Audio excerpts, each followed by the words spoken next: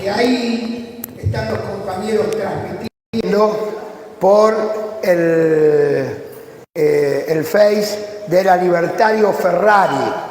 Así que le damos la bienvenida a los compañeros de Córdoba, de Misiones, de Jujuy, de Salta, de Río Negro, de Santa Cruz, de muchas ciudades como Necochea, acá de la provincia de Buenos Aires, de Junín, que están. También nos pueden aplaudir, no sean picoteros, el aplauso. Y además se han incorporado compañeras y compañeros a partir de la anotación pública, que aunque no tienen un centro de organización en la provincia, lo están siguiendo por la Libertario Ferrari, por la red. Después, como ustedes saben, vamos a ir incorporándonos y vamos a ir mejorando todo esto, pero si esto es posible, de que estemos lanzando este desafío, es la primera vez que lo estamos haciendo, así que va a haber no errores, sino aprendizaje. De los errores se aprende y vamos a ir mejorando. Si hay algo que estamos seguros que se puede hacer esto, es gracias a Walter, a Marcelo, a Estela, a todos los compañeros de ATE que nos prestaron este local, hermoso local, lo estamos inaugurando. Al compañero secretario de formación, Gustavo Quintero, a Cristian, a Débora de la escuela, a Oscar, y a los compañeros de la biblioteca de la CTA, que acá está Graciela, está el compañero. Y yo particularmente, todos mis despelotes me los banca, si no fuera así, no podría ser. Johnny y Florencia, todos saben que son las que me bancan ahí todo el día. Así que gracias a ellos. Muy bien. Compañeros, vamos a empezar. Ah, está Luis también. Mirá vos, Luis del equipo. Ya. Bueno, para no dilatar, vamos a empezar. Vamos a empezar apagando las luces y viendo un video. Así que, por favor, es el momento de tensión. ¿Quién quedó a cargo de esto? Nadie sabe.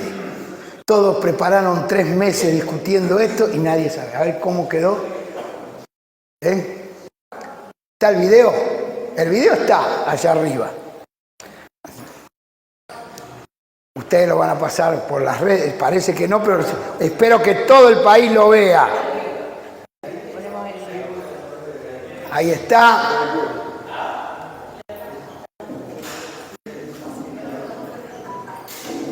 Adelante. Adelante, eso.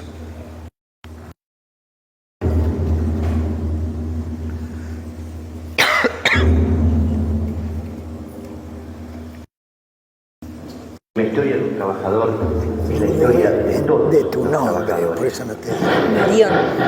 Marión.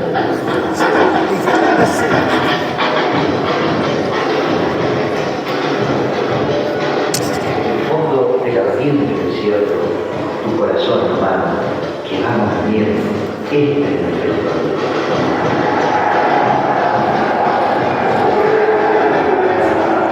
Escucha. Somos el derecho a la dignidad, una herencia fabulosa en tu ambiente corazón, donde nos inunda ese desierto que fuimos llenando codo a codo de gabos brillantes cuando la tierra era aborigen.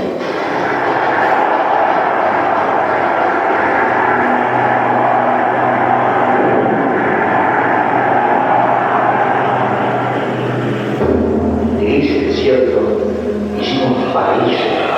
Nuestros brazos fueron levantando la catedral de todos los dioses. Un corazón enamorado por ti. ¿Está bien ahí? Voy a buscar en la lana de vidrio. ¿Está bien así? Siente la dignidad.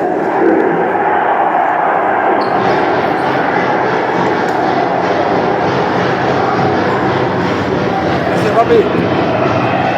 Por eso vamos viviendo con todas las sangres acuerdas para presentar ese sueño libertario que nunca amara, hace. Me permitiste abandonar.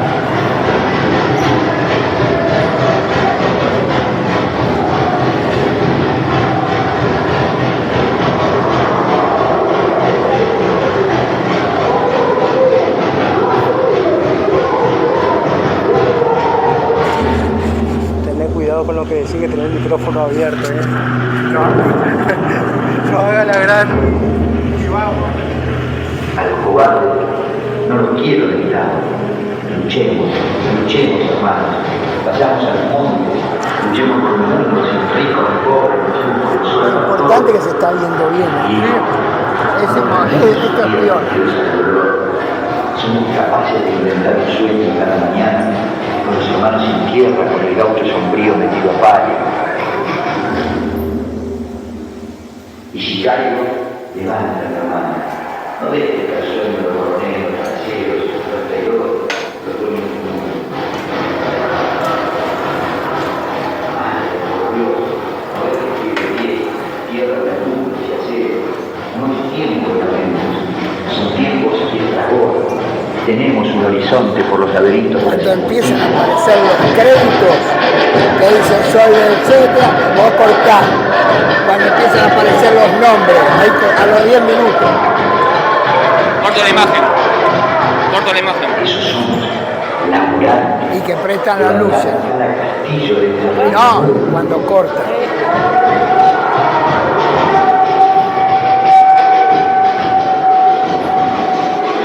Qué grande, los quilmeños.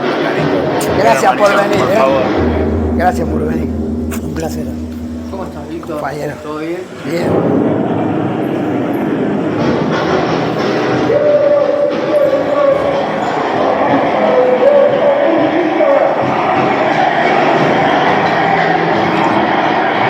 ¿No estás atendiendo lo que dicen acá? De la estabilidad y de la aprobación que a partir de la fecha el país se encuentra bajo el control. Estoy en San Pepita en la sangre de los que me siguen. Los fusilados asolan cada noche revolviendo la mente. Queremos saber dónde están nuestros hijos. Madre, ese viejo y ese niño abandonado tienen el mismo rostro y nos cuelgan la esperanza, la lucha. En mi brazo, en el tuyo, está la responsabilidad.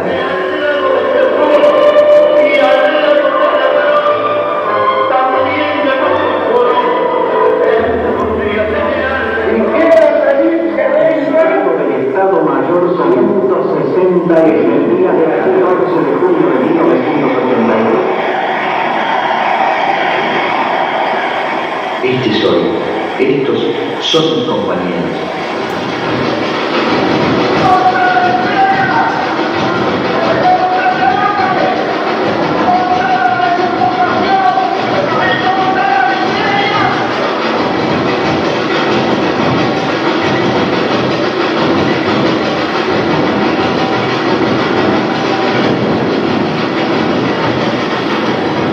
Así venimos de aquel desierto abrasador, apretados, ganando destinos, y quien diga lo contrario, no lo quiero de mi lado.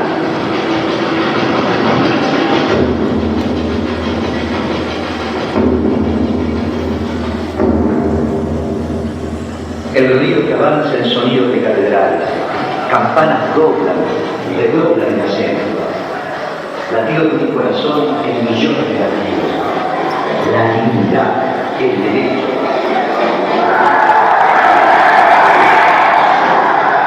Como empezamos tarde, vamos a empezar hasta las 8 menos cuarto. Todo. Madre tierra, de tus pechos fantásticos se va quejando la nueva esperanza. Hoy te convocamos a tu luz. Flor, son las 6:30. 7 menos 25. A las 7 me avisas. Sí. Y a las 7:30 me haces otra serie. Y termino 8 menos cuarto.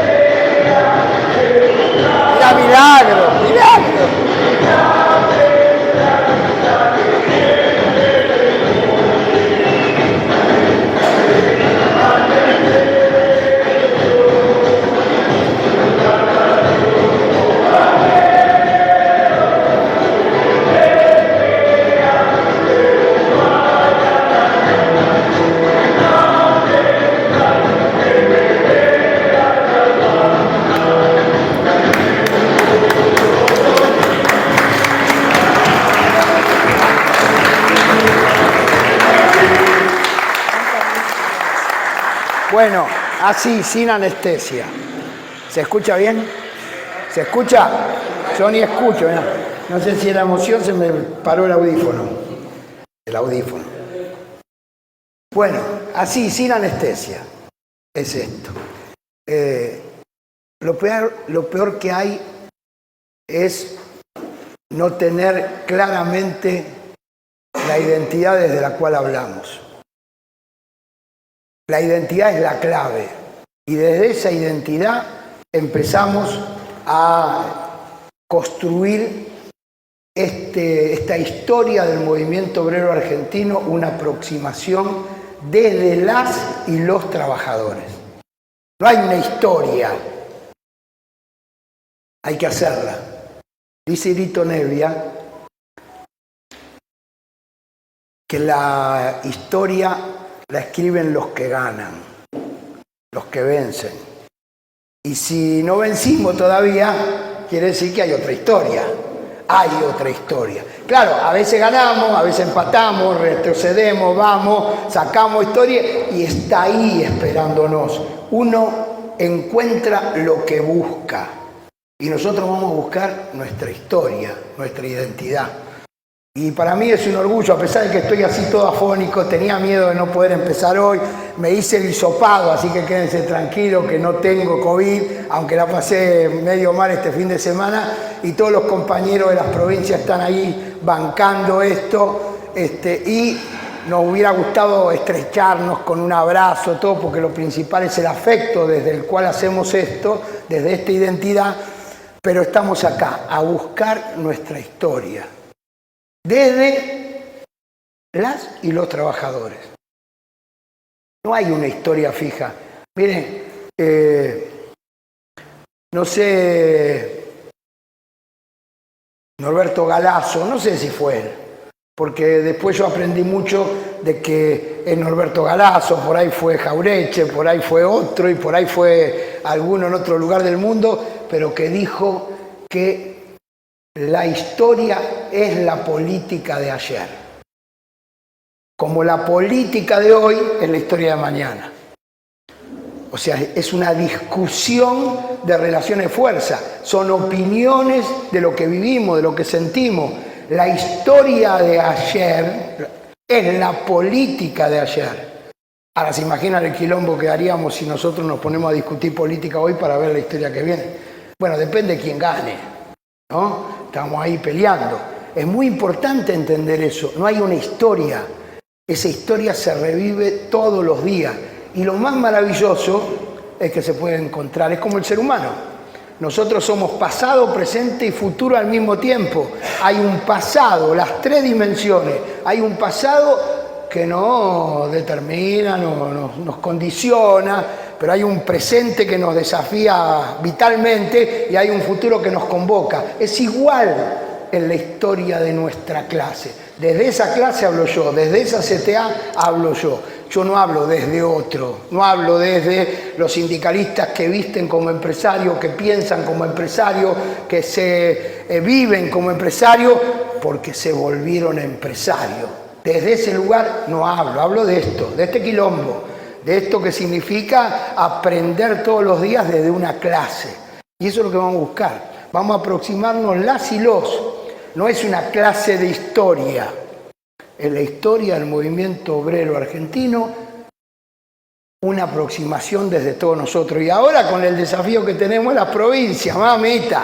Por eso es un desafío espectacular que yo agradezco el esfuerzo. Porque acá vamos a tener inconvenientes, pero vamos a sobrellevarlo porque estamos juntos, por ahí hasta nos abrazamos, nos hablamos, pero los compañeros van a tener que escuchar la introducción de la etapa por Zoom o por la red.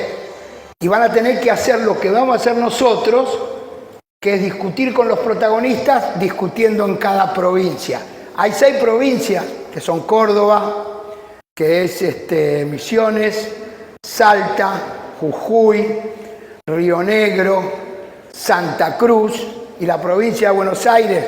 que estamos acá en Lanús, y se están sumando algunos compañeros del Gran Buenos Aires, como los compañeros de Quilmes, le damos la bienvenida, de Lomas Zamora, donde vamos a tener la posibilidad de hacer una apertura para explicar la etapa, que es absolutamente, porque yo soy el que tiene el micrófono y entonces digo que es así. O sea que es absolutamente arbitrario. Tengo mi fundamento, voy a tratar de convencer a todos de que tiene que ver algo, pero podrían ser otras, porque depende de la mirada desde la cual tomamos la característica. Yo lo voy a hacer, o voy a intentar, desde lo que nos pasaba como nosotros como trabajadores. No lo voy a hacer desde la economía.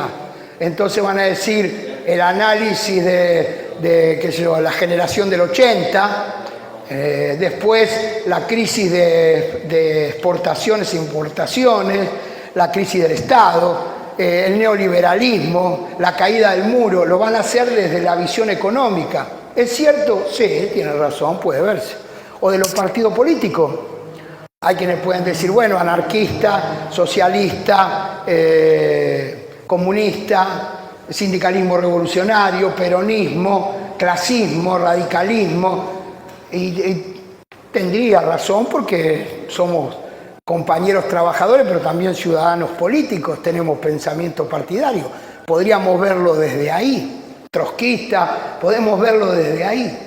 Ahora, nosotros lo que vamos a hacer es tratar de verlo desde nosotros mismos.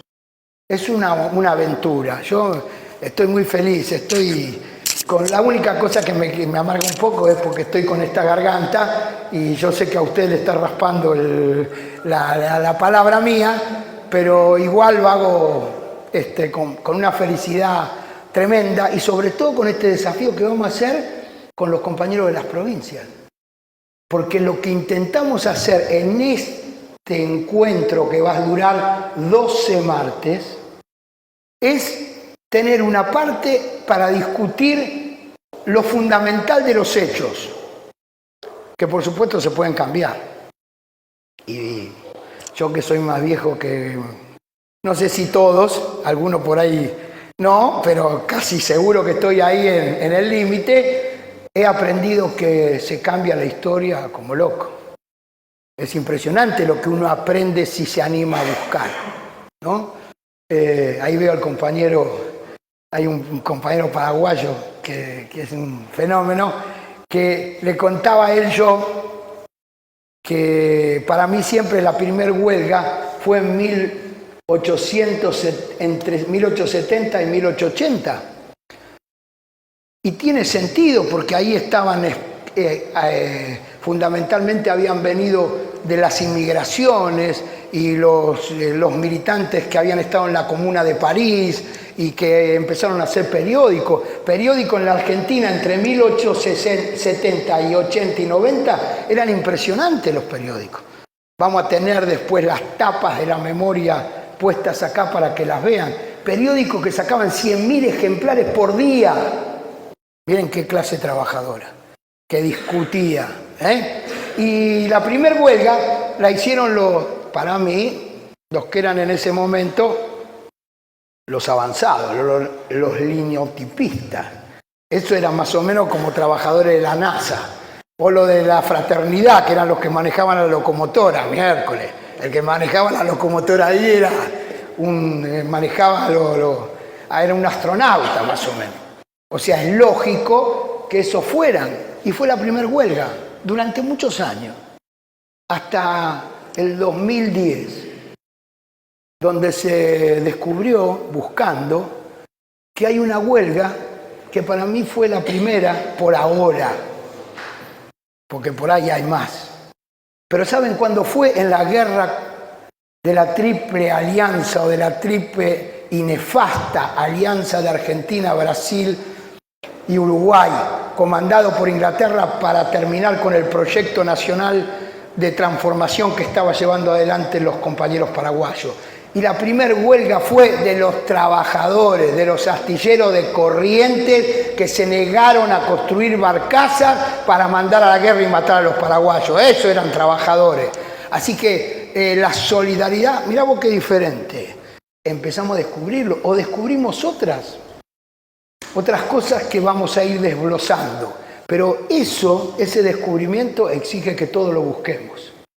Yo estoy convencido que uno encuentra lo que busca. Si quiero encontrar afecto, identidad, lo encuentro. Si quiero encontrar la excusa para no ser militante, tenemos un montón con todo lo que pasa, o sea que hay que buscarlo. Y vamos a buscarlo.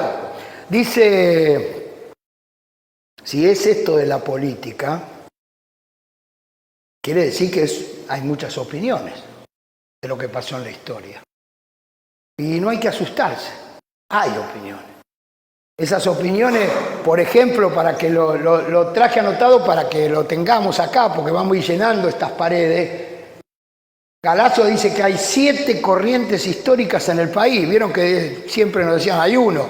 Acá hay 7, pero puede haber 14.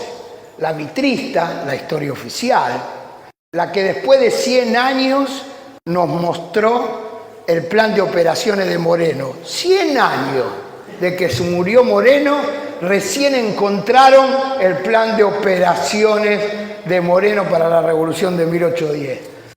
Una nueva escuela histórica que se empezó a hacer después del nuevo siglo para discutir con estas cosas que se fueron encontrando. Hubo un revisionismo rosista al principio del siglo que recuperaba la nación, ¿no? De derecha. Hubo revisionismo forjista de hombres como Caureche, Scalabrini, Ortiz, que eran radicales y formaron la Forja, el forjismo. Forja porque es el lugar donde más se crea, ¿no? Es un taller en donde se está generando cosas impresionantes y es un desorden total. No se puede construir en el orden muchas cosas, y menos las nuevas ideas. El rosismo peronista, la historia social, que es la historia que intenta encontrar aspectos económicos, políticos, sociológicos, o hasta, como dice él, que es Norberto Galazo, se reconoce como provinciana, federal y latinoamericana. Por eso rescata siempre a los que fueron desheredados, olvidados, Felipe Varela. Tenemos muchas deformaciones. Nosotros cantábamos chicos, Felipe Varela viene matando y se va, como si fuera un asesino. Y en realidad es uno de los líderes latinoamericanos que preanunciaba la revolución más importante desde Chile, en ese momento, San Luis, La Rioja, en todo ese norte. Entonces, hay muchas corrientes, podemos elegir. Yo me animo a decirle que elijo la que me enseñaron mis hijos. Nada, vamos a compartir. No sé si les pasa a ustedes, porque por ahí como soy más viejo, los domingos comíamos juntos todos y prendían la televisión, ¿viste? Y de repente estábamos todos comiendo, viendo la televisión, qué sé yo, o yo hacía el asado, o los fideos, bueno, siempre había algo. Y de repente un domingo mágico, como tanto que viví, a alguno de mis hijos se le ocurría preguntar, papá o mamá, decime, ese abuelo asturiano, ¿por qué vino el argentino? ¿Quién era la abuela esa que el padre peleó con Lavalle? ¿Dónde está? Y de repente se apagaba la televisión y nos quedábamos desde las 2 de la tarde hasta las 5 o 6 de la tarde alrededor de una mesa contando historias que ni imaginábamos que podían suceder. Desde ese afecto empezábamos a ver nuestra historia y compartíamos con la familia eso. Lo que yo creo es eso. Creo que esos que hicieron todo eso, la historia de un trabajador es la historia de todos los trabajadores, son nuestros tatarabuelos, nuestros bisabuelos, nuestros abuelos, los que portamos adentro de nuestras raíces y que están acá con nosotros. Y que tenemos pedacitos de todo eso. No es un crisol de razas, es un mestizaje construido entre todos. Entré a laburar en minería porque mi viejo era de minería. Y como en esa época iba a estudiar física, me mandó al laboratorio químico. ¿Qué tendría que ver? No sé, pero me mandó al laboratorio químico. Y entonces ahí empecé a aprender. ¿A dónde te mandan? Al lugar más berreto, más rápido de laburo manual, que es metales nobles, fundición. Tenía que ir a fundición. Y entonces en fundición aprendí oro y plata, que es lo más fácil cuando uno empieza a ser aprendiz. El crisol de razas, eso que nos meten en la cabeza. Es el crisol que calentado en un horno es capaz de fundir, por ejemplo, juntábamos muchas cosas y salía un botón de plata y oro, donde los materiales que habíamos puestos ya no eran los mismos. Se había fundido en una sola cosa nueva. Yo no pensé que todas las palabras tienen sentido. Fui aprendiendo. Crisol de raza. ¿Somos esos o mestizaje? Mezcla. Yo también hacía ahí, había un diario Nación grande antes, ahora hay uno chiquito, pero antes era grande, y entonces teníamos que tirar elementos y con mucha suavidad te enseñaban a que vos tenías que ir mezclando los elementos. Era una paciencia de orfebre, había que ir despacito, iba juntando, mezclando. Ese mestizaje era algo nuevo, pero ninguno de los elementos perdía identidad. Por eso yo no estoy de acuerdo con el crisol de raza, sí con el mestizaje, que es una palabra que nos la quisieron prohibir, nos ofendieron, sos mestizo, es al revés. Gracias a ese mestizaje sacamos lo mejor de cada una de nuestras culturas. Somos pluriculturales, plurinacionales. Hoy gritan todos nuestros pueblos de Latinoamérica. Plurinacionales, pluriculturales. Somos una humanidad que tenemos que saber expresar esa identidad. Por eso me quedo con el mestizaje. Y vamos a ver desde esa historia. Como decía Norberto Galazo, uno puede tomar la decisión que tiene. Si dice Víctor Heredia, 10.000 años patria, ¿no? La canción, 10.000 años, quiere decir que acá hace 10.000 años había gente. Por ahí en Lanús no sé, por ahí hace 5.000, 6.000. Bueno, yo tomé 8.000 años. O sea, fíjense, 6.000 hasta el 0. 1.000. Recién en 1500 empezamos a saber algo nosotros conscientemente. Y vamos a tomar esta historia de 1800 al 2015. Este pedacito. Fíjense qué poquito. Todo lo que no sabemos y lo que tenemos adentro. Está adentro, ¿eh? Hay que dejarlo salir. Esa es nuestra historia. Ahí está nuestro mestizaje. Esa historia de 1800 al 2015, que es lo que vamos a poner arriba de la mesa entre todos, entre los compañeros de las provincias también, la dividimos en 8 etapas. Bueno, podríamos dividirla en 20, en 19, pero va a ser muy largo todo este curso, así que no puede ser. Es 8 etapas, que van a tener 2 aspectos. Uno es la presentación de la etapa, para que nos homogeneicemos, por lo menos en alguna información que no tenemos. Aprovechamos esa semana para leer, para estudiar, para ver películas, para formarnos sobre la información que vamos a presentar, y después, a la semana siguiente, vamos a invitar protagonistas. Vamos a hacer acá en Lanús a que vengan 3 compañeros, 2 mujeres y un varón, 2 varones, una mujer, o ahora hay que decir compañeros, entonces por ahí tenemos experiencias diferentes que nos abarcan. En las provincias también van a tener que invitar a compañeros de las provincias que están organizadas para que ese día se discuta la etapa, qué pasó en esa historia en cada lugar, en Lanús y en cada provincia, y que lo digan, nos cuenten los protagonistas. De cualquier pensamiento partidario, secundario eso, pero que tengan la pasión. El dirigente sindical que no tiene pasión No cuente, no importa el partido que sea, no sirve. Uno es una hoja en la tormenta. Y yo he tenido el privilegio de sentir que uno es una hoja en la tormenta, porque no sabe cómo para pelearte con tanto poder, no sabe de dónde viene. Ahora, si te sentís parte de esa clase, de esa historia, de ese mestizaje, miércoles, no te para nadie, porque estás hablando de tu clase. El orgullo que tenemos de los que somos capaces de construir y producir la riqueza, aunque se la lleven otros, somos los únicos que generamos la riqueza y tenemos derecho a discutir qué se hace con ella. Desde ese orgullo discutimos con cualquiera, sin ningún temor, sin autoritarismo, pero desde una identidad. Esa identidad que esos compañeros nos van a transmitir. O sea, son dos partes. Va a haber debate. Hoy, más chiquito, porque como hay que presentar el curso y vamos a hacer una etapa, vamos a terminar a las 8 menos cuarto y van a quedar después los compañeros en cada lugar y nosotros acá debatiendo lo de la etapa. ¿Cuáles son las etapas?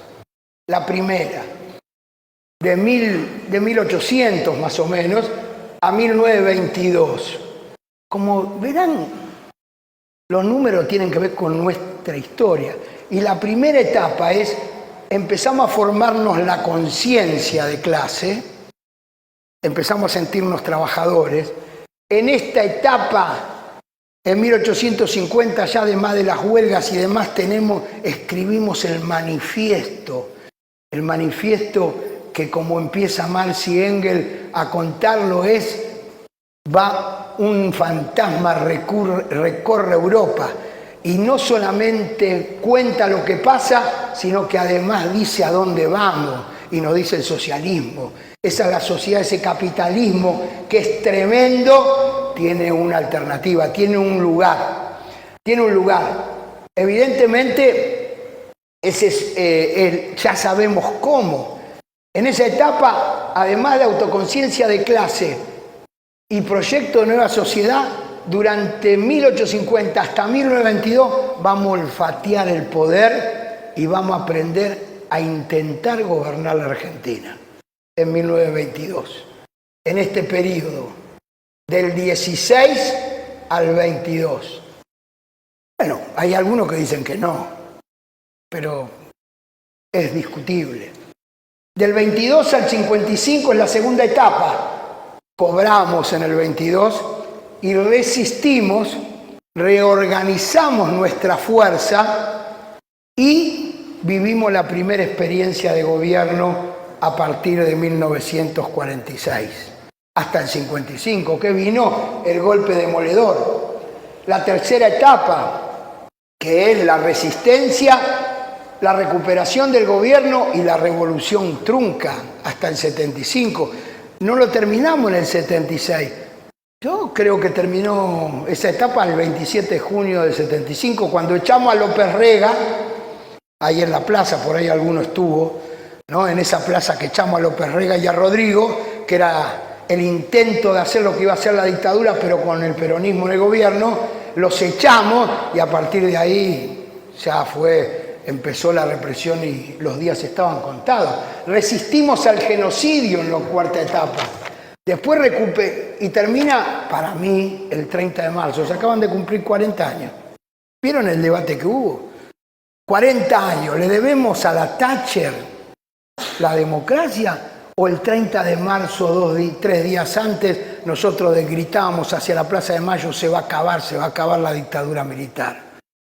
Es una pulseada histórica, porque uno explica una cosa, otro es otra. En 30 de marzo del 82 terminó la resistencia al genocidio y empezó una recuperación de las instituciones constitucionales. La palabra democracia le queda grande. La democracia no es solamente una forma de gobierno. Por eso yo creo que recuperamos las instituciones constitucionales, la legalidad constitucional. La democracia todavía falta y mucho. Del 91, del 91 al 2001, bueno, tuvimos del 82 al 91, para terminar, que es recuperación de las instituciones constitucionales. El 90 se cayó el campo socialista, lo derrotaron, se cayó el muro, no sé, eso lo vamos a discutir, a charlar, pero la CGT oficialista nos hizo crecer en autonomía y el grito de Bursaco fue un asomo, como lo vimos ahí. En la sexta, del 2001 al 2008, será el fin de la historia. Los 90 hemos vivido eso como una espada de Damócles.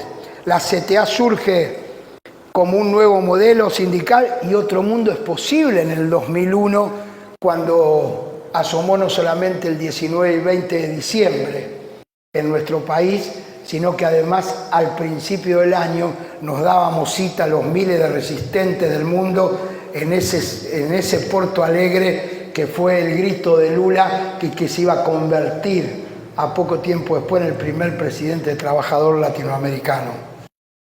El séptimo es la distribución, lo que vivimos, 2001-2008, la distribución de la riqueza. Frente a la dolarización y la devaluación de Duhalde, nosotros decíamos distribución de la riqueza y del que se vayan todos del 2002 a la constituyente social.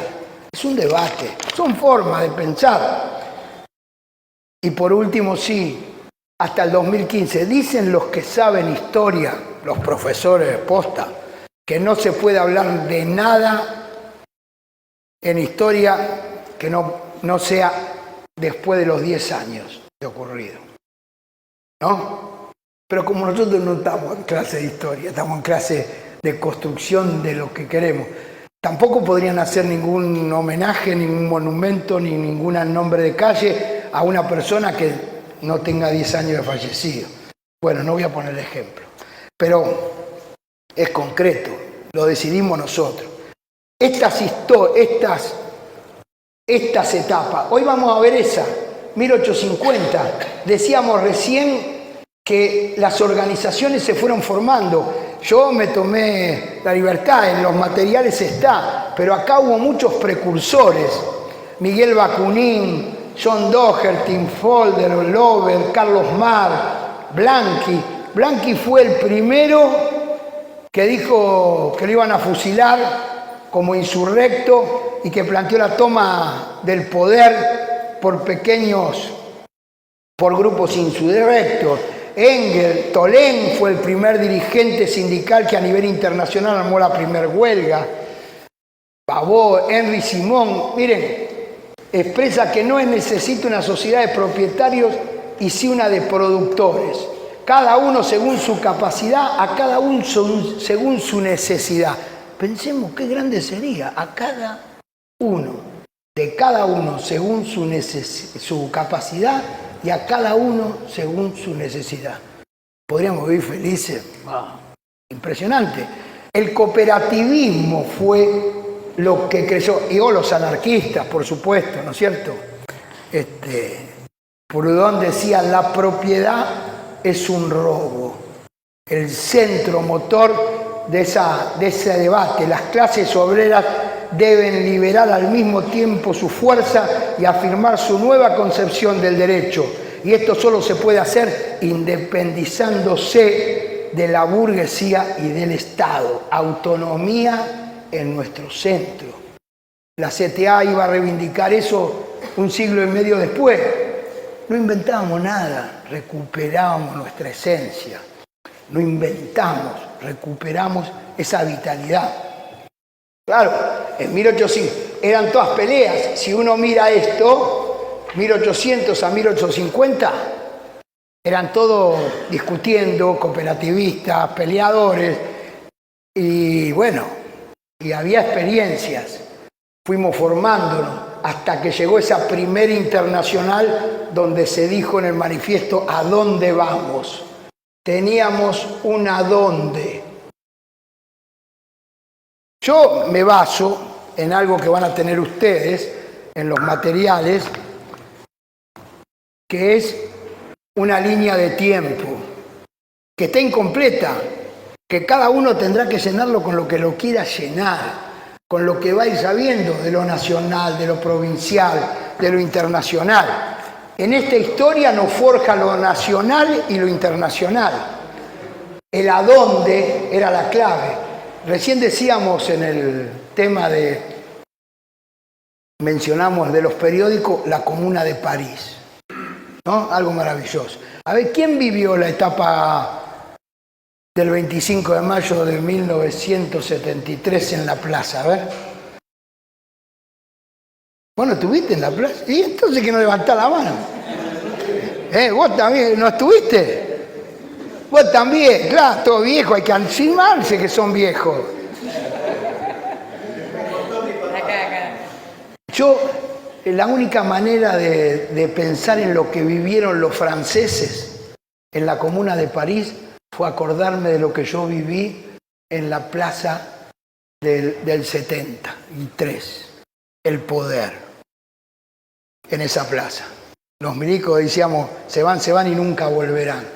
Y ese día salimos de la plaza y fuimos a Devoto a gritar, abran carajo, la tiramos abajo. Y lo más grande, no solamente que la abrieron y salieron los presos, liberamos a los compañeros, impresionante. Eso es poder. 49 días duró. Parece mentira, parecía una vida esos 49 días. La comuna duró otro tanto. 47, 45 días. Poquito, pero marcó a fuego, ¿eh? Hasta la cámpora. Mirá todo lo que dura. Y lo que dura para el futuro. La cámpora, esa experiencia. Ese instante, esa luz. Así tuvimos nosotros en 1971, cuando fueron a París y querían recuperar París, y los parisinos dijeron, queremos ser libres, ¿por qué le vamos a entregar las armas a los burgueses que nos entregaron y que vengan los extranjeros a dominarnos? Y tomaron la decisión de transformarse en un poder popular y fueron comuna por unos pocos más de 40 días. Comuna. Eso iluminó que se puede, olfateamos el poder. En esos días se hicieron autogestión, se cobraban los impuestos, se hicieron cooperativas, el ejército era la propia gente. Es maravilloso eso. Impresionante, claro. Tardaron un tiempo y entraron en París y fue una masacre. Es así. Pero ya estaba la luz. No solamente sabíamos a dónde, ahora sabíamos que se podía. Olfateamos el poder. Lo vivimos. Demostramos que la economía seguía funcionando. Y encima democráticamente. El municipio, por eso se llama comuna, porque estaba dirigido. Es como si en Lanús tuviéramos 6 localidades, todo autogestionado por la... Qué maravilloso sería, ¿no? Claro, impresionante, la democracia participativa. Ya lo hicieron ahí y nos reprimieron mucho. ¿Quién conoce París? A ver. ¿2 solo? ¿Quién conoce qué? París. Bueno, no se hagan últimamente. Puede ser, pero yo digo conocer París. A mí me asombró. París son 7 colinas y hay un lugar que es muy lindo, Sacré-Cœur, que es un barrio... El viejo Montmartre. ¿A algunos les gusta el tango? A ver. ¿Sí? ¿Les gusta? No, el viejo Montmartre. Qué grande el tango. Ahí van los tangueros, los que tienen... Bueno. En ese barrio, que es una escalera larga, hay una gran iglesia y está Carlomagno, una estatua impresionante. Y resulta que cuando los derrotaron, a los compañeros, en homenaje a que se recomponía con la iglesia el gobierno de Francia, porque por supuesto la comuna dijo, lo primero que hacemos, el Estado es laico, todas las religiones depende de cada uno, no tiene por qué ser en un Estado determinado. Entonces, recompusieron con el Papa y pusieron la iglesia de Sacré-Cœur y, no sé si se dice así, pero queda bien como si estuviera francés. Pero no, y a Carlomagno el emperador, la estatua del emperador. Y se ve de todo París. Y a mí me sorprendió eso. Y un compañero de la CGT me dice, ¿sabes por qué cuándo se hizo eso? En 1972. Al año siguiente, el municipio de París resolvió, no es mío, ¿no? Resolvió hacer esa estatua ahí para que se vea. Entonces, Yo digo, ¿por qué? Porque se ve de todos lados. Vos levantás la cabeza y lo dicen el municipio de París y los concejales, no sé cómo se llamaban en ese momento, de París. Queremos que se vea claramente y que cualquier trabajador que ose levantar la cabeza mirando para arriba vea lo que significa o lo que le espera la muerte. Eso es en París. Sacré-Cœur, uno de los barrios más hermosos, y la esfinge de Carlomagno. Dicen los que saben que la memoria está en disputa, ¿no? Todos los días. Y a mí me sorprendió que, como lo vamos a ver después, voy a traerlo más adelante, algo que va a pasar en 1909, ¿no? Porque a partir de que esto ocurre, empieza a venir un montón de sectores internacionales a la Argentina. Acá empiezan a llegar exiliados europeos, etc. O sea, de los barcos de Europa vinieron muchos de esos pensadores, muchos de esos pensamientos que formaron a nuestra clase y nuestra base. Se fueron construyendo. No solamente vinieron los barcos de Europa, hubo otros barcos que vinieron. Quizás más que ninguno, barcos africanos. Ese mestizaje tiene que ver con eso también. No hablamos de lo que significa el segundo genocidio en nuestra patria. Aunque todos acá somos, pues claro, somos todos rubios. Yo los veo acá todos rubios de ojos celestes, mira, todos rubios de ojos celestes. No, se pueden ver tranquilamente, pero no decimos que somos parte de ese mestizaje. Y si recorrer el país, más todavía. Esa fortaleza de los barcos africanos, que nos deparan muchas cosas. Pero acá vinieron europeos, nos trajeron esos pensamientos y se generó toda esa proliferación de periódicos, la proliferación de luchas. Empezaron hasta que organizaron la primer central de trabajadores, la FOA, en 1890. Perdón. 1890. Ya no eran organizaciones políticas, ya no eran organizaciones de resistencia, sino empezaron a ser organizaciones sindicales y FOA. Quienes somos sindicalistas, sabemos que los trabajadores tenemos dos necesidades, la inmediata y la trascendente.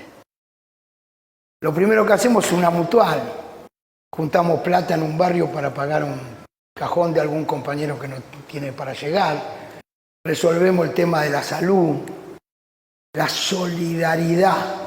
Por eso las primeras organizaciones en nuestro país fueron sociedades mutuas, de socorros mutuos, fueron sociedades como la que está acá en Escalada, una cosa hermosa de la fraternidad, o donde se fundó ATE, el Salón Verdi de la Boca, donde eran centros culturales, donde además de la solidaridad recuperaban la identidad. El sindicato empieza a hacerse después para defenderse frente al patrón. Y por eso todos los sindicatos de toda esta etapa son de oficio. No hay ningún patrón centralizado. Vamos a tener sindicato de sombrereros, sindicato de maquinistas, sindicato de mosaístas. Los de la construcción tienen más sindicatos. Impresionante toda esta época, ¿no? Los yeseros, los molderos, eran impresionantes. Cada uno eran todo oficio, orgullosos de su oficio.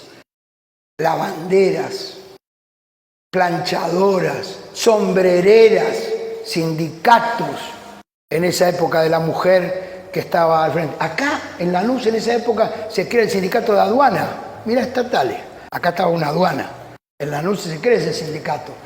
Todos los sindicatos que empiezan a luchar y que terminan formando la Federación Obrera Argentina, la FOA, y que sí en 1890 se construye después que pasa algo muy importante en el mundo, que es que ocurre el ahorcamiento de nuestros compañeros en Chicago. En Chicago se lucha por las 8 horas de trabajo, 8 horas de descanso y 8 horas de recreación. Papito, mirá si tuviéramos eso. Mirá si pudiéramos tener eso hoy, que es lo mínimo que tendríamos. Hoy tendríamos que estar peleando por 6, por 9 de descanso y por y 10 de joda, pero de recreación. Hoy eso es revolucionario, ¿se imaginan en esa época? Los mártires de Chicago internacionalizaron el movimiento obrero. A mí, pensémoslo, ¿no? En 1889 se produce un encuentro en Ámsterdam donde van 3 sectores de Argentina, nada más, ¿no? 3 grupos. Acá había un grupo forward, se llamaban socialistas, un club forward que estudiaban y fueron allá. También había gente de Gualeguaychú, ¿no? Que famoso que el 1 de mayo en Gualeguaychú en una época fue muy importante, y gente de Bahía Blanca, que fueron los 3 lugares donde se hizo la movilización del 1 de mayo al año siguiente. Se encontraron. ¿Cuántos se pueden haber encontrado allá en Europa? 150, 200, 300, más que nosotros. Imaginemos nosotros, que vienen de Estados Unidos, de Alemania, de Europa, ¿no? De distintos países, se juntaron y dijeron: el año que viene, 1 de mayo, vamos a hacer el homenaje a nuestros mártires y transformarlo en una jornada de lucha por las 8 horas de trabajo, las 8 de recreación y las 8 de descanso. Y convocaron el 1 de mayo. No había celulares. No había internet. ¿Cómo se enteraron? ¿Cómo construyeron?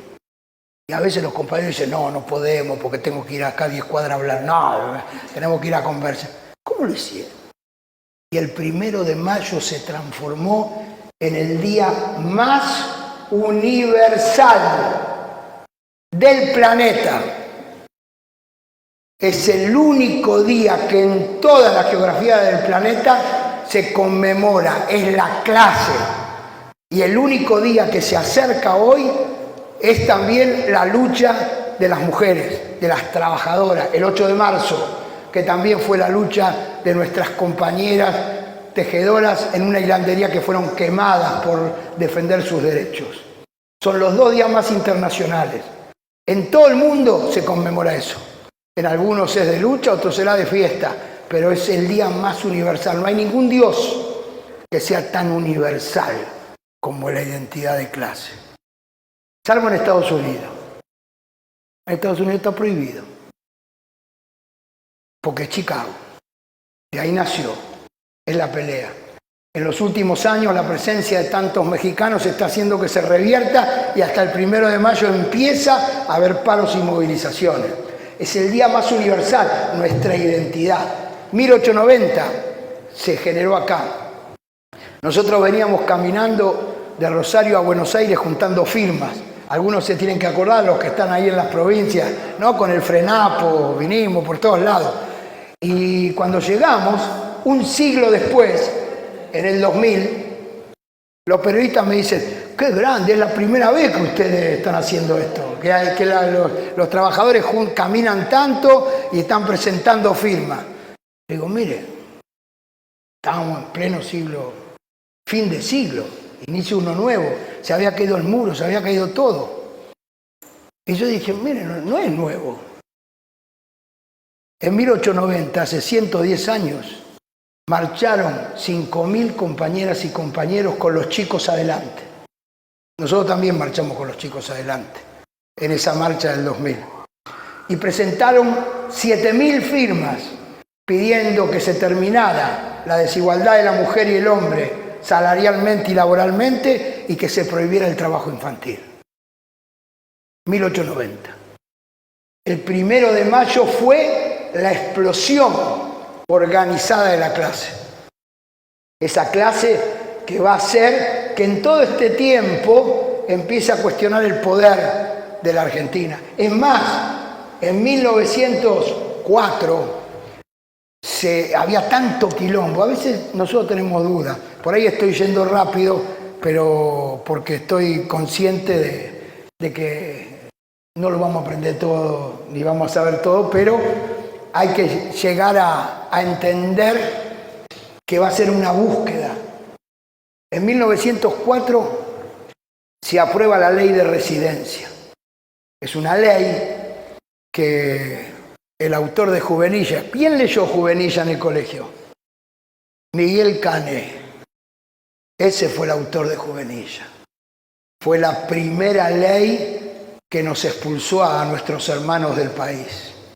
Ese, que escribía Juvenilla en el Nacional de Buenos Aires como si fuera una joda y terminó siendo un represor de los más tremendos. Ese abrió esa puerta a la ley de residencia. La residencia que la echaron. Uno puede decir, nadie sabe lo que pasaba en ese año, pero si el Congreso de la Nación aprueba una ley para echar gente de los que venían de afuera, anarquistas, socialistas y demás, es porque debía haber un quilombo bárbaro. Y lo había. Lo había. Es como la ley antiterrorista. Si aplican una ley antiterrorista es porque hay. Y fue así. Esa ley empezó a demostrar que había pelea y empezaron las primeras huelgas. 95, 96, 905, 906 fueron las primeras huelgas nacionales, pero va a haber una en 1909 que se considera que fue la Semana Roja, porque fue una rebelión de toda la gente. Llegó, dicen, hasta acá Lanús y en todo el Gran Buenos Aires, se tomaban comisarías, se avanzó, era la pelea donde el 1 de mayo fue una represión contra los sectores anarquistas que querían impedir ese acto, la policía. Y había dos marchas, una al Congreso, a Plaza Lorea, y otra a Constitución. Los socialistas iban por Constitución, en Plaza Lorea estaban los anarquistas. Y hubo un policía, Ramón Falcón, que atacó la columna y mató compañeros. Hubo 7 días de pelea. Se tomaron comisaría, hubo lucha. Al otro día la columna para Chacarita fue reprimida y hubo confrontación. Fue impresionante. Ramón Falcón. Ramón Falcón. Fue ajusticiado al poco tiempo por un compañero, ¿no? Simón Radowisky, que terminó preso en el sur. Y fíjense como estas reflexiones. Hay un escritor del sur que habla sobre, se me fue el nombre, que escribe mucho sobre la Patagonia y cuenta que ¿cuál es el monumento, mayor cantidad de monumentos de la capital federal? ¿Quién es la persona que ustedes creen que puede tener más bustos, monumentos en la capital federal? ¿Maradona? ¿Quién? ¿Roca? No. El que más tiene monumentos, bustos en la capital federal, como el emperador es en Francia, es Ramón Falcón.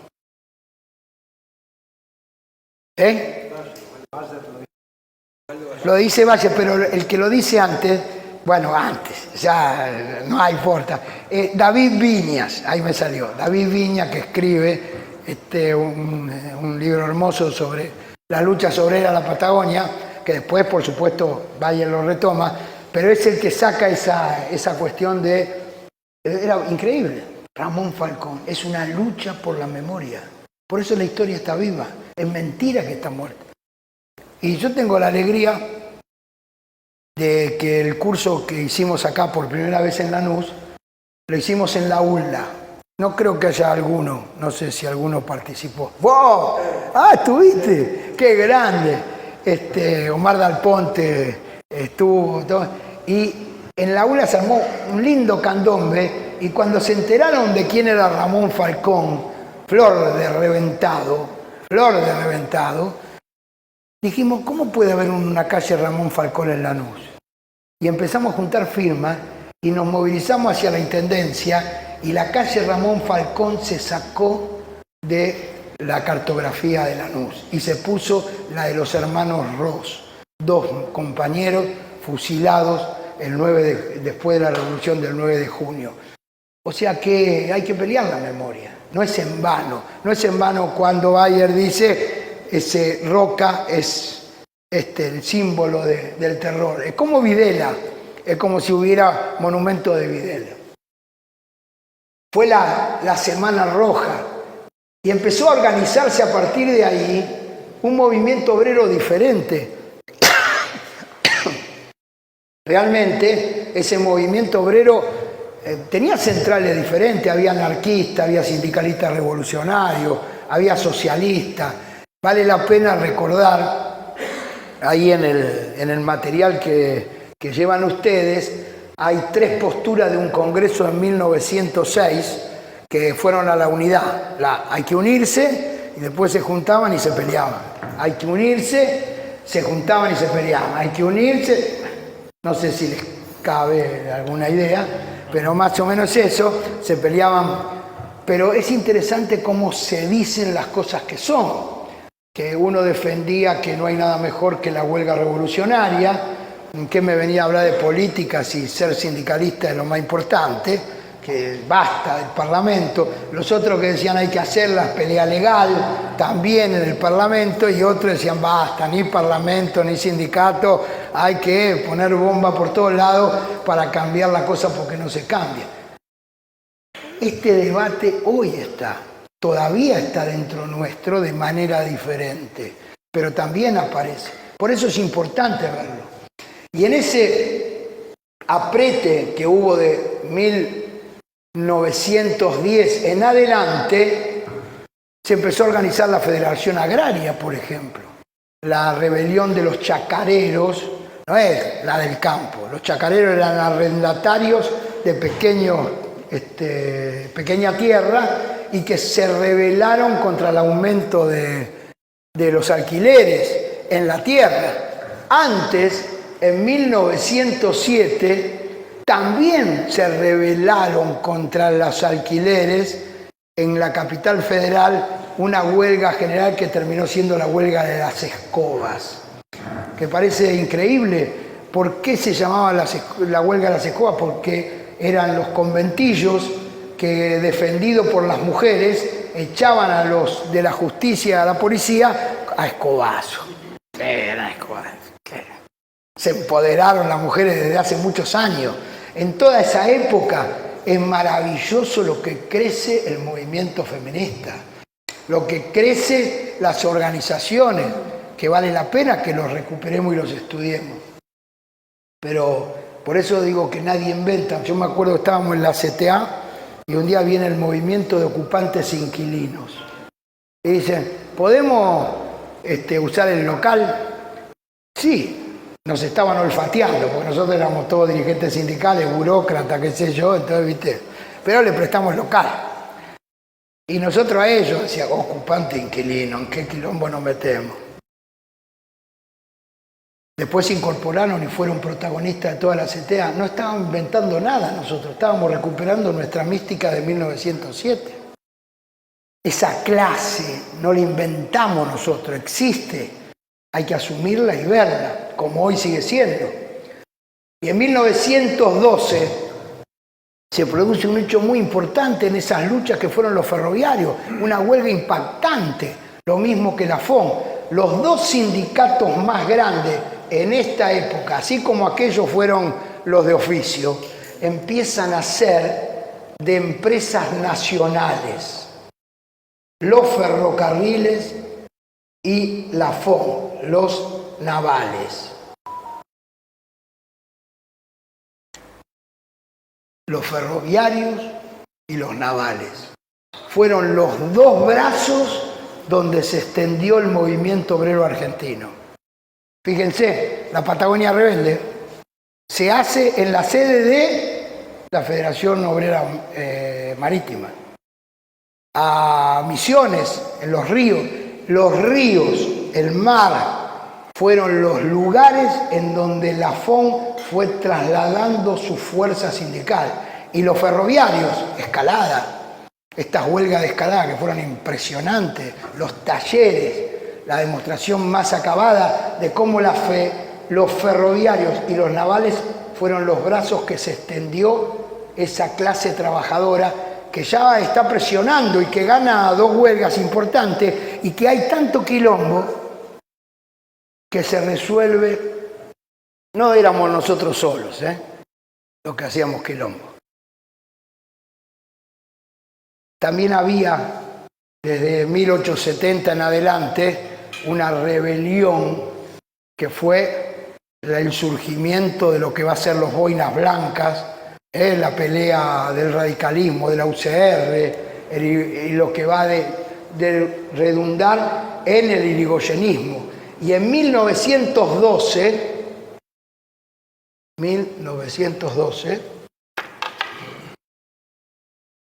se produce una cosa muy importante, la legalidad, elecciones libres, democráticas, podíamos elegir el gobierno.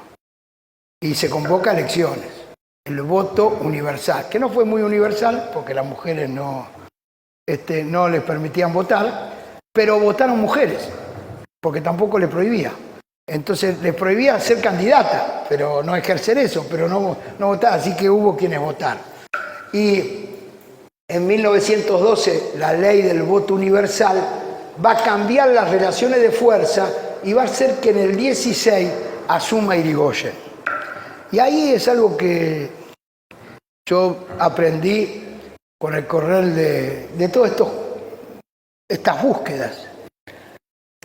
La lucha heroica se da en los momentos más difíciles. El Rosariazo, el Cordobazo, el 30 de marzo. Ahora la lucha de masas se da en la legalidad. La lucha heroica es frente al enemigo que nos reprime. Pero la lucha de masas siempre es a mayor legalidad. Y cuando ganás, más todavía. Sube Irigoyen, se hace una huelga a los ferroviarios, lo quieren reprimir. Irigoyen resuelve sacar el ejército y obliga a los ferrocarriles ingleses a negociar con los ferrocarriles, con los sindicatos ferroviarios. Ganaron la huelga, mierda. No hay nada peor, eso lo sabemos. Los laburantes, para ir a convencerlos de que se afilie al sindicato, cuesta, ¿no? Pero ganás una huelga, ganás una vez, firmás un convenio, vienen todos. El ganar convoca. La injusticia no es lo que convoca a las masas. Lo que convoca a las masas es la esperanza de ganar. Y eso lo hicieron los ferroviarios o los marítimos. Convocan a una huelga en 1916 en el puerto. Antes en el puerto era impresionante el laburo que había. Y había carneros. Cuando los trabajadores del puerto declaraban la huelga, estaban los carneros que iban a laburar, ¿no? Normalmente los compañeros se quedaban a la entrada del puerto y bueno, había que defender que no pasen. Venía el ejército, sacaba a los trabajadores, pasaban los carneros, era tomá vos y recibí vos también y todo. Irigoyen en plena huelga retira el ejército del puerto. Cobraron los carneros como en su vida. No entró ninguno carnero. No pudo entrar nadie. Ganaron la huelga los marítimos. Miércoles. En el 16 ganaron la huelga los marítimos y los ferroviarios.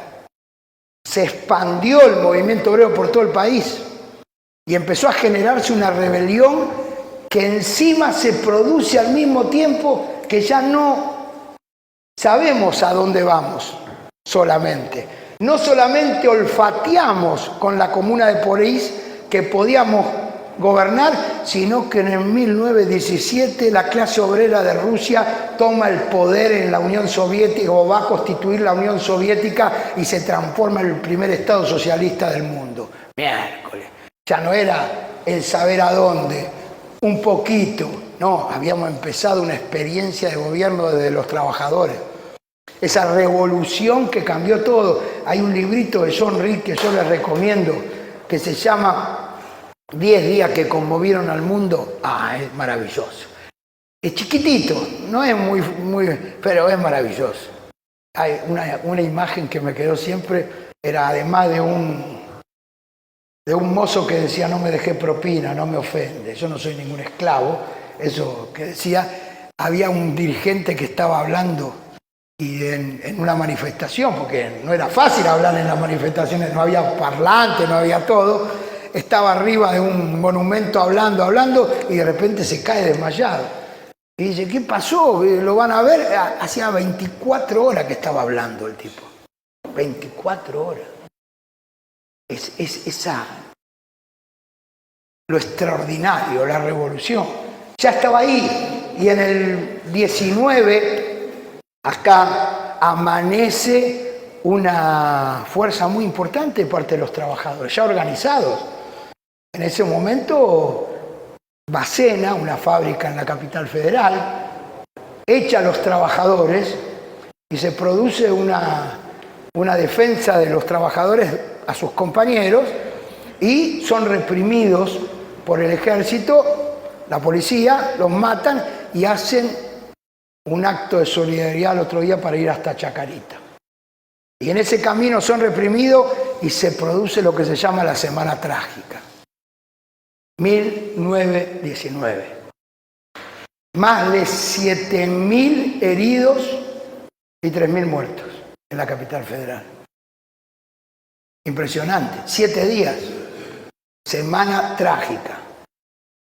A mí, la semana trágica es una palabra que la pone el enemigo, ¿no?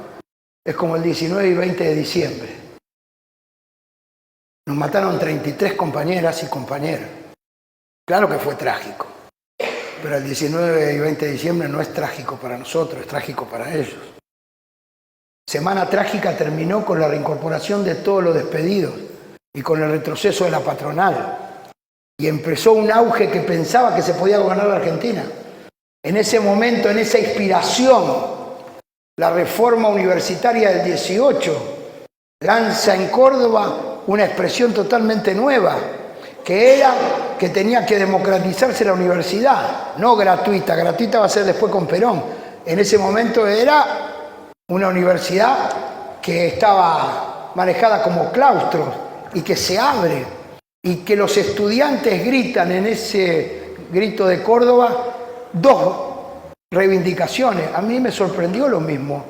¿Cómo no lo sabemos? ¿Cómo no lo manejamos? ¿Cómo no lo propagandizamos? Reivindica a San Martín y a Bolívar en ese momento, ese mensaje, y reivindica y saluda al revolucionario Lenin y a Zapata, la Revolución Mexicana. Mirá qué estaban viendo. El mundo estaba convulsionado. Venía la revolución en todos lados y acá empezaron a plantear que también los periódicos de esa época, cuando uno los mira, en enero del 19 se hablaba: ¿por qué no vamos a gobernar nosotros? Y empezó, si se lee los diarios de la época, van a ver a La Nación, no había Clarín en esa época, pero ya La Nación y la prensa ya venían hace rato. Decían: los rusitos están viniendo, los rusos. ¿Vieron esa cosa que dicen? Me sorprendió cuando lo aprendí. ¿Vieron esa cosa? Yo argentino. ¿Cuántas veces nos dijeron eso? Yo argentino, no me meto, soy un pelotudo, más o menos, que nos venden ese esquema. Yo argentino, no me comprometo. Eso era porque se formaron lo que fueron las proto-organizaciones de las 3A, las ligas, que formaron los patrones para fusilar a los trabajadores que estaban en huelga y peleando, y que iban por los barrios, iban a matar a los compañeros y compañeras en sus barrios, y decían: yo argentino, no eran rusos que venían a tomar la Argentina. La Revolución Rusa había inspirado, y fue un debate, y había muchos que creían, las movilizaciones. Es el tiempo de Varela, cuando va la rebelión de los trabajadores de peones rurales, ¿no? Y la primera rebelión que va, cuando uno ve lo que piden las reivindicaciones, es una vergüenza, una inmoralidad, hasta el punto que él defiende a los trabajadores y hace firmar un acuerdo. Cuando vuelve acá, lo reciben todos los diarios hegemónicos y toda la cultura diciendo que se estaba entregando todo al Chile y que había que volver a aniquilar esa rebelión. Eran chilotes. En realidad eran trabajadores que estaban reclamando tener derechos a las cosas elementales. Y vuelve, y en 1922 sí se produce la matanza, que también... A ver, ¿cuántos vieron La Patagonia Rebelde, la película? Ah, bueno, ya vieron unas cuantas más. Todos los otros la tienen que ver. ¿Y cuántos vieron Quebracho? Quebracho fue la de los quebrachales de Santa Fe Norte y Chaco. El mismo tiempo. Algo pasó en ese tiempo, ¿eh? Algo pasó. Por eso yo digo primer intento de gobernar la Argentina. Yo me tomé la paciencia de anotar, de acuerdo a todos los libros que fui leyendo, los fusilados entre el 16, 17 al 22. La cantidad de fusilados, trabajadoras y trabajadores, en esa época son a la población de la Argentina de 1920 el mismo porcentaje de los 30.000 desaparecidos a la población de la Argentina en 1970. Mierda, pasó algo, ¿no? Nosotros estamos diciendo que hubo un genocidio. Todavía estamos marcados por ese genocidio del 73, 76, 80. Estamos marcados toda esa etapa. ¿Se imaginan? Algo pasó, ¿eh? No tenemos esta dimensión.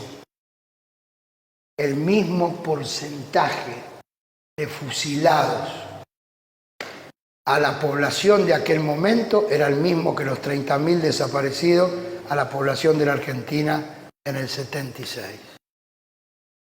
Fue muy fuerte. Quisimos y cobramos.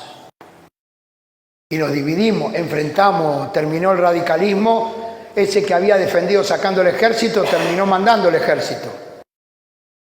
Esa transformación, los sectores partidarios, en vez de continuarse con los trabajadores, se enfrentaron y los trabajadores no creían en ninguno de todos esos. Por eso empieza otra etapa, empieza una etapa donde cobramos y cuando cobramos es difícil, hay que reorganizarse y se echa la culpa uno a otro y empezamos a ver cómo nos reorganizamos y bueno, y viene la otra etapa, pero eso para la próxima. Esta es esa. Nos formamos, creímos en conciencia, empezamos a saber a dónde, olfateamos el poder y lo concretamos en el 17 y en la Argentina fuimos construyendo desde la clase trabajadora los oficios, desde la mutualidad hasta ser una central y hasta generar las acciones que nos transformaron en un actor político que nos hizo pensar que podíamos gobernar la Argentina.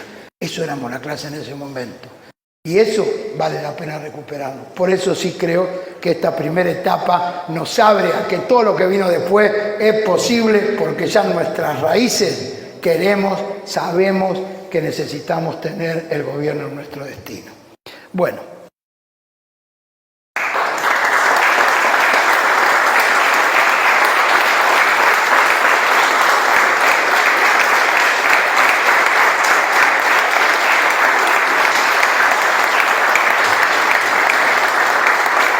Tenemos un problema con los compañeros que están en las redes. Qué grande, qué ganas de que estén acá y podamos discutir todo eso.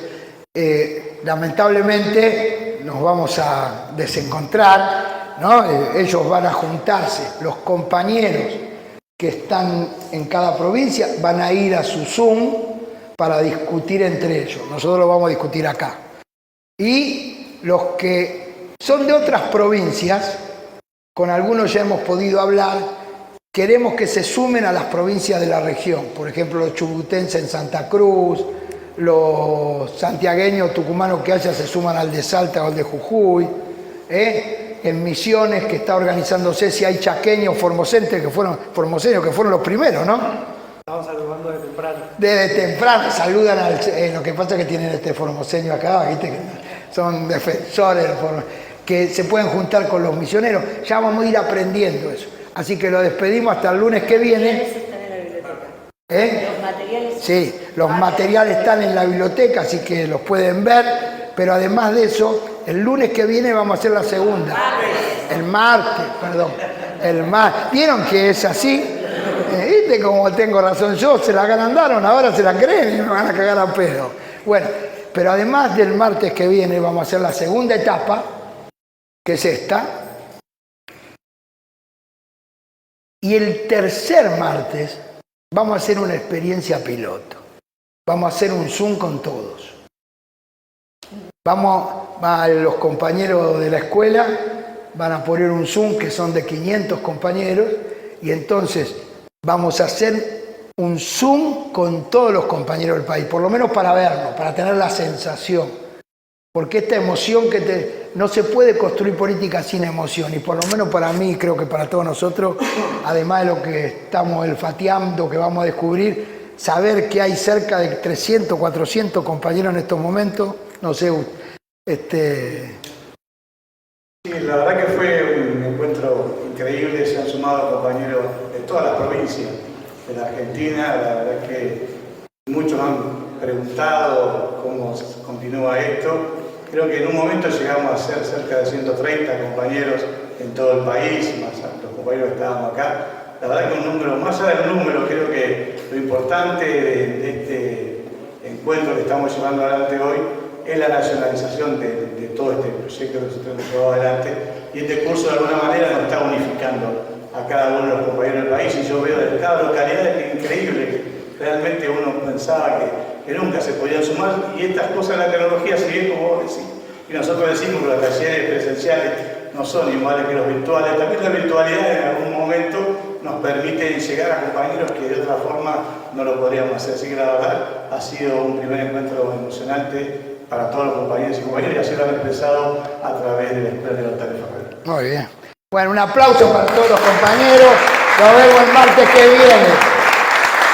Nos vemos el martes que viene con ellos. Ahora nosotros paramos 5 minutos, tomamos algo y tienen la palabra ustedes.